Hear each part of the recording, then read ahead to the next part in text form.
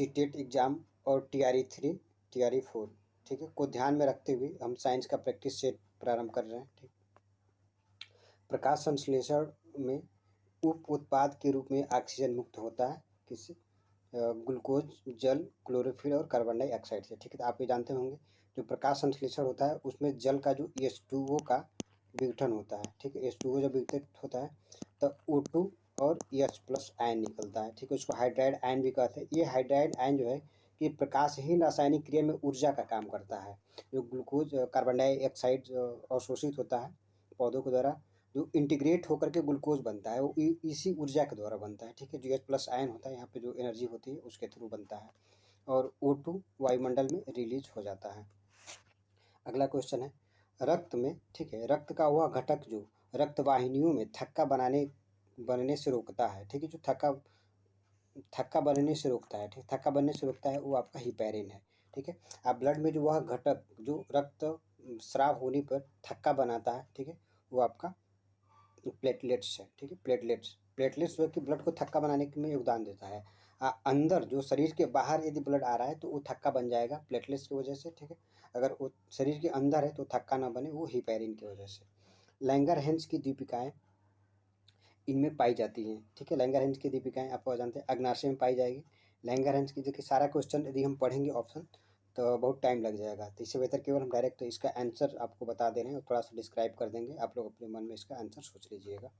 Langerhans की दीपिकाएं में पाई जाती है। ठीक है, ये आपका अग्नाशय में पाई जाती है। ठीक है, लैंगरहैंस की जो अल्फा कोशिका, बीटा कोशिका और गामा कोशिका होती है। अल्फा कोशिका से आपका ग्लूकागॉन बनता है, या ग्लूकागॉन जो है कि ग्लाइकोजन को ग्लूकोज में कन्वर्ट करता है। बीटा कोशिका से इंसुलिन हार्मोन निकलता है जो ब्लड में उपस्थित ग्लूकोज को ग्लाइकोजन में कन्वर्ट करता है। ठीक है, इसी इंसुलिन की कमी से मधुमेह नामक रोग हो जाता है। एंजाइम रासायनिक रूप से है। ठीक है, एंजाइम रासायनिक रूप से आपके प्रोटीन होते हैं। निम्नलिखित में से कौन सा अम्ल विटामिन भी है? ठीक है, कह रहा है कि कौन सा अम्ल जो है कि एक विटामिन भी है जो स्कर्बिक अम्ल है। ठीक है, ध्यान दिएगा, स्कर्बिक अम्ल। ठीक है, विटामिन सी का रासायनिक नाम स्कर्बिक अम्ल है। यह एक विटामिन और अम्ल दोनों है। निम्नलिखित में से कौन सा पेट्रोलियम का अवयव नहीं है? ध्यान देखिए, जो कोक है, ठीक है, कोक ये कार्बन है। ठीक है, ये मतलब कोयला का एक रूप है कोक। यह जो है कि आपका पेट्रोलियम में नहीं पाया जाता है। पेट्रोलियम जो है कि उसमें लगभग 200 प्रकार के, ठीक है, 200 प्रकार के तत्व पाए जाते हैं पेट्रोलियम में।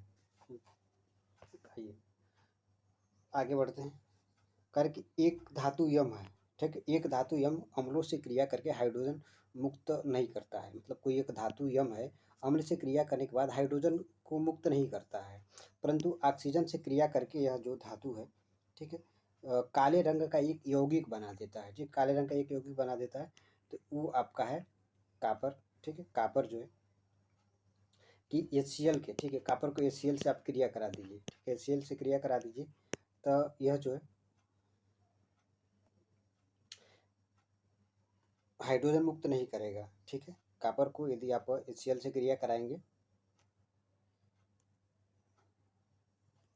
ठीक है, तो क्रिया नहीं करेगा। कापर को यदि आप HCl से क्रिया कराएंगे तो ये कोई अभिक्रिया शो ही नहीं करेगा। ठीक है, लेकिन यही जो कापर है ऑक्सीजन के साथ क्रिया करके, ठीक है, एक कॉपर ऑक्साइड बना लेता है।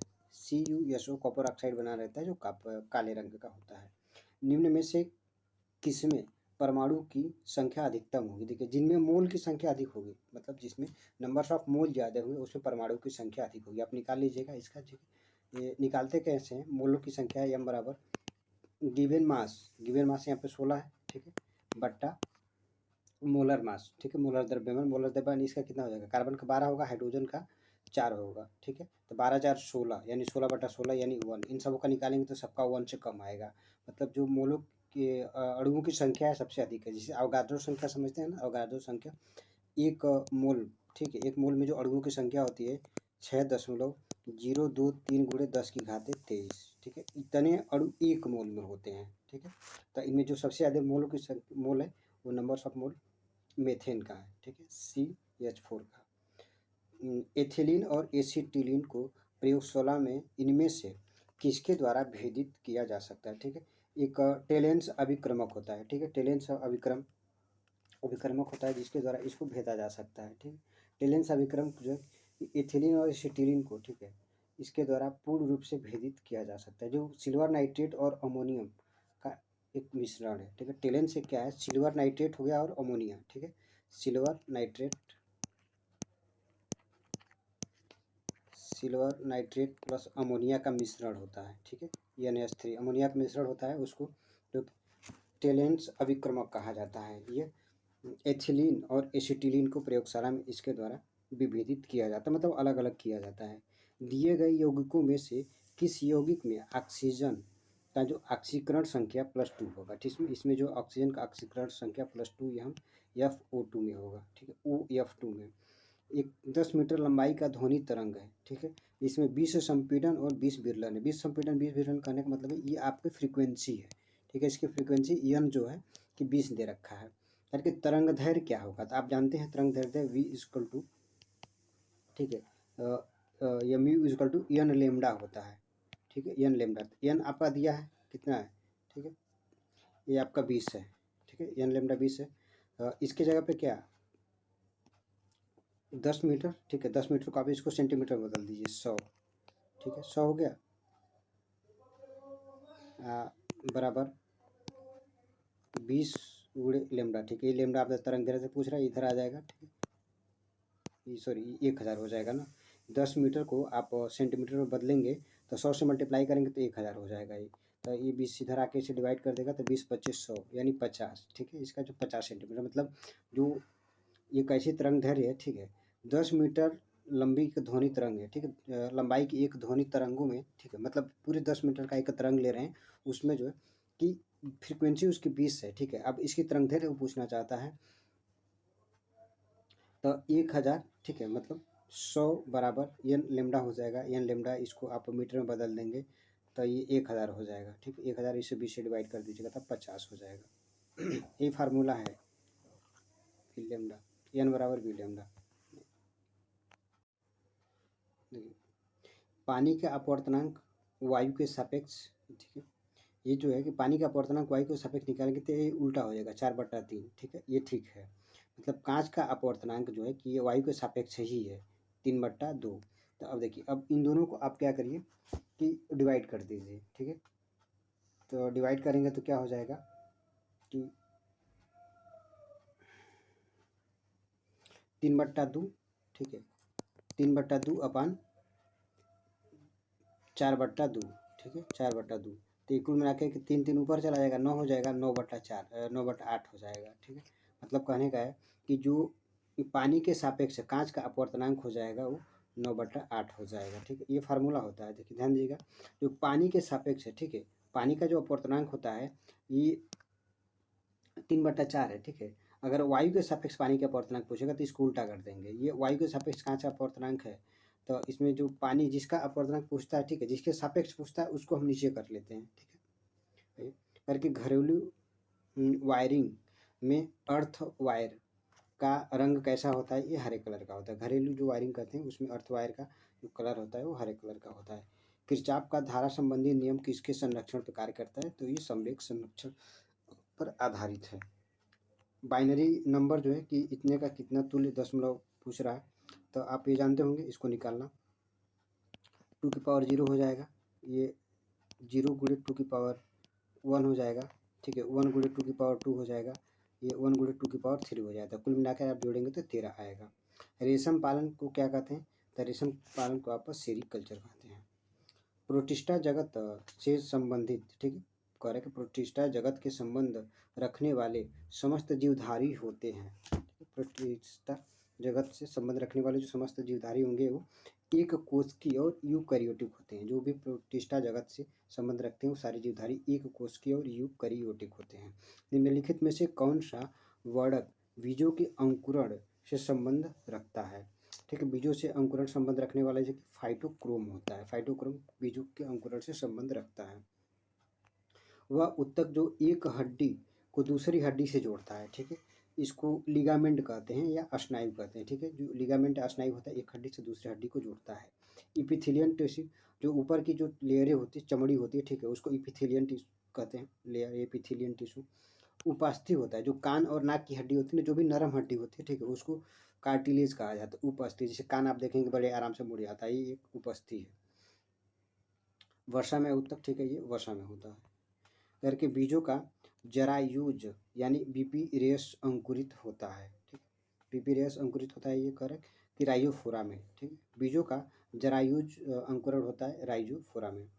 ऊष्मा का एसआई मात्रक आपका जूल होता है, ठीक है, ऊष्मा का एसआई मात्रक, ये वाट आपका शक्ति का एसआई मात्रक है, कैलोरी भी ऊष्मा का ही मात्रक है, ठीक है, अर्घ आपका एक कार्य का मात्रक है, ठीक है। देखिए करके एफ पी एफ ए क्रमशः पी प्रेशर है, एफ बल है और ए क्षेत्रफल है, ठीक है। तो ये सदिश राशि इसमें हो जाएगा ये वाला, मतलब प्रेशर, ठीक है,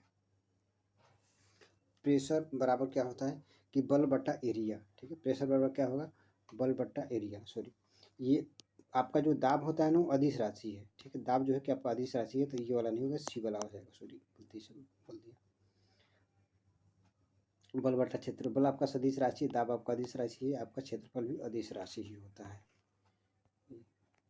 करें कि यदि 5 सेकंड में एक वस्तु का संवेग 10 से बढ़कर के 25 हो जाता है तो कार्यरत बल क्या होगा। संवेग परिवर्तन की दर को बल कहते हैं, संवेग परिवर्तन की दर को बल कहते हैं। तो 25 माइनस 10/5 बराबर आपका 3 हो जाएगा, यानी 3 मात्रक उसका बल हो जाएगा।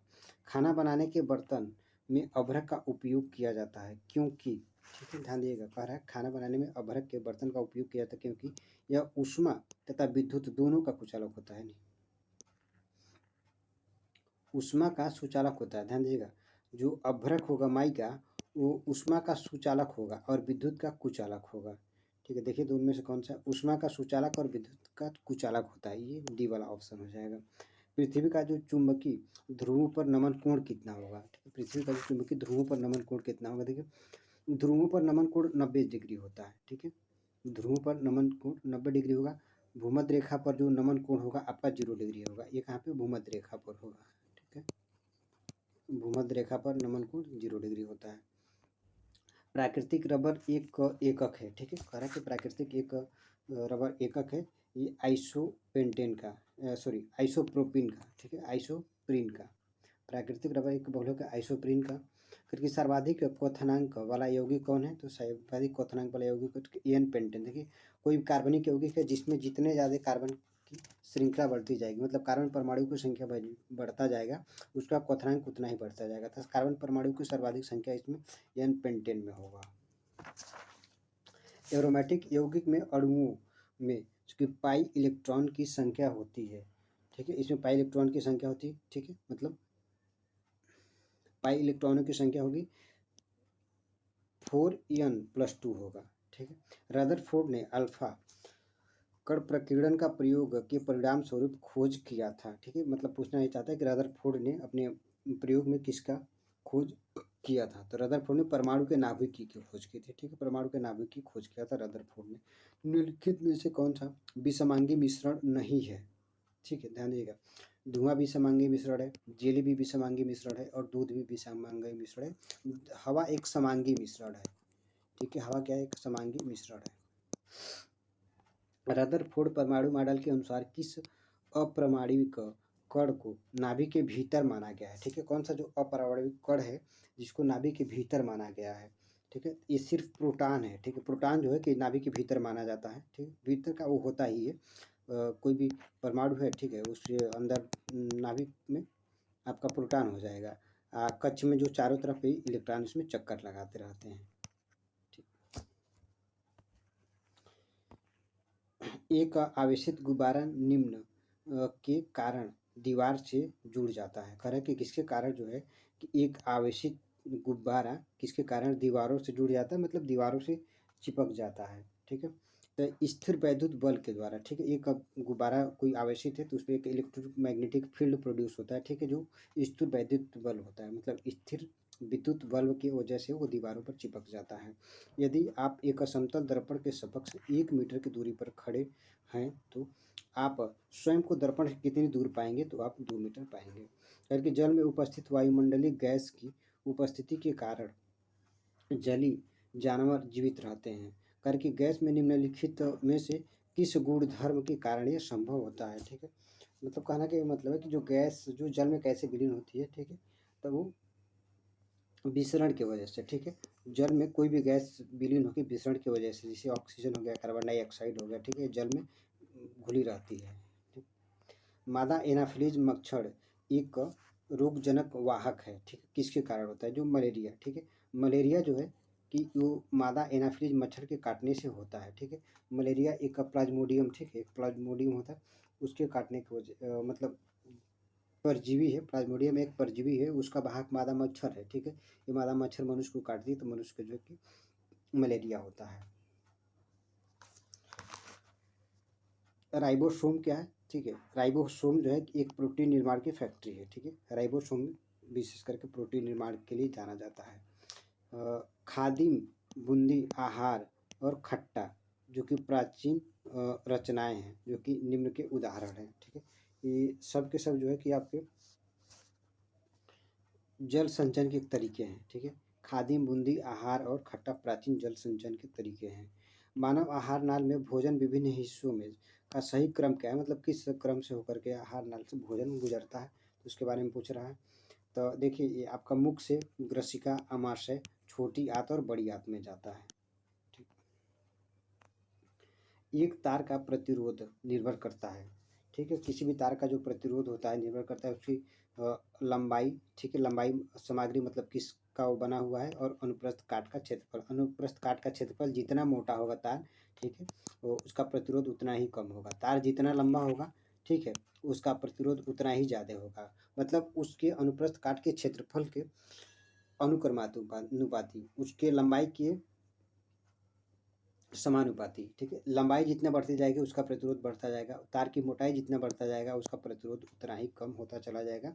और उसके पदार्थों के ऊपर भी निर्भर करता है किस तरह का वो पदार्थ है। पदार्थ यदि अति चालक है, उसमें फ्री इलेक्ट्रॉन अधिक है, तो उसका जो है कि प्रतिरोध कम हो जाएगा। एल्कोहल का आणविक सूत्र जो कि प्रोपेन व्युत्पन्न से होता है, ठीक है, जो कि प्रोपेन व्युत्पन्न से उत्पन्न किया जा सकता है, ठीक है। तो आप जानते हो कि एथेन, मेथेन, ठीक है, मेथेन, एथेन, प्रोपेन, ब्यूटेन, ठीक है, तो ये प्रोपेन वाला हो जाएगा। ठीक है, वीडियो देखने के लिए धन्यवाद।